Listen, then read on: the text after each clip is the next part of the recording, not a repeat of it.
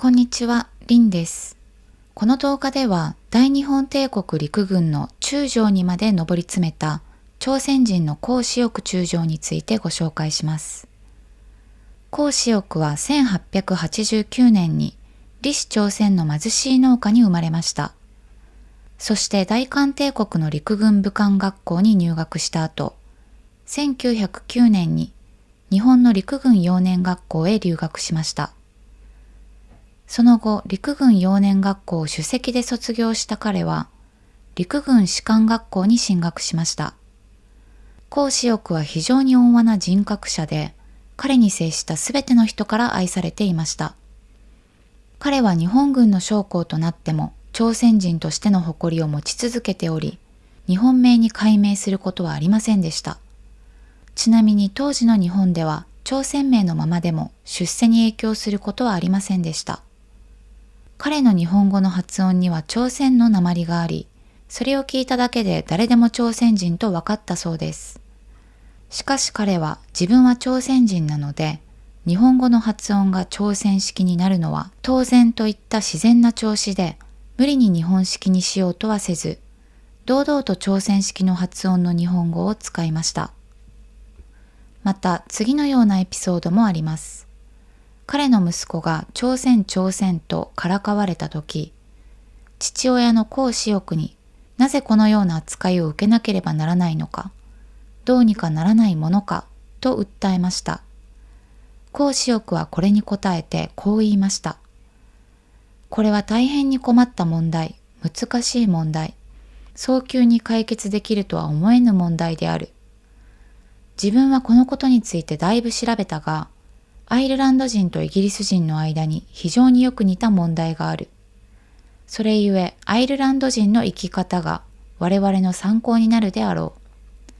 アイルランド人はイギリスでどのような扱いを受けても、決してアイルランド人であることを隠さない。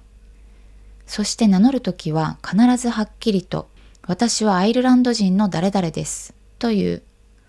お前もこの通りにして、どんな時でも必ず、私は朝鮮人の誰それです、とはっきり言い、決してこの朝鮮人のを略してはいけない。日本の敗戦が色濃くなった時、彼は独立派の朝鮮人に、軍を抜けて自分たちの側に加わらないかと誘われます。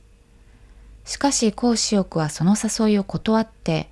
日本と運命を共にする道を選びました。戦争が終わった時、フィリピンの山中で、通信隊の佐藤という人物が孔子翼に向かってこう言いました。これで韓国は独立する。孔中将も帰国されて活躍されることでしょう。すると孔子翼はこう答えました。自分はまだ制服を着ている。この制服を着ている限り、私はこの制服に忠誠でありたい。したがってこれを着ている限り、そういうことは一切考えていない。孔子翼中将は軍服を着ている限り、自分は日本軍人であるという自覚を持っていたんですね。その後、孔子翼は捕虜虐待の罪で連合軍に捕らわれてしまいます。彼は他の被告を擁護するための証言はしましたが、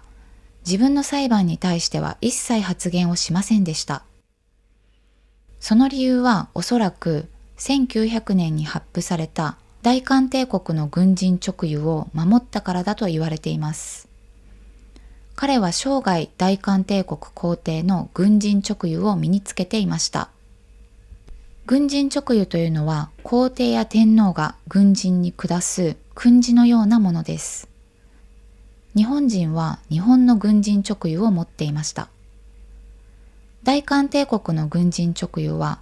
忠節、礼儀、武勇、信義、質素までは日本の軍人勅諭と同じでしたが、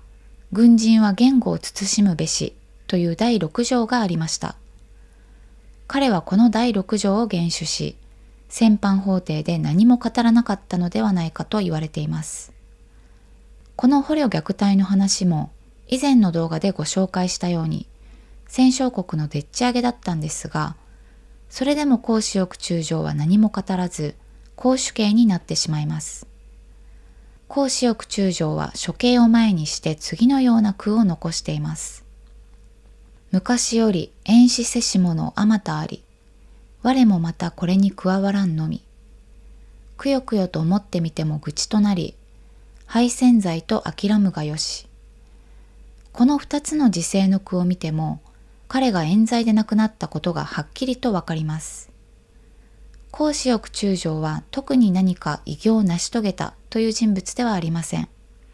しかし強い信念を持ち、最後までそれを貫いたという意味で、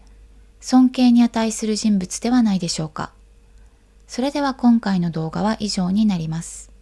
また次回の動画でお会いしましょう。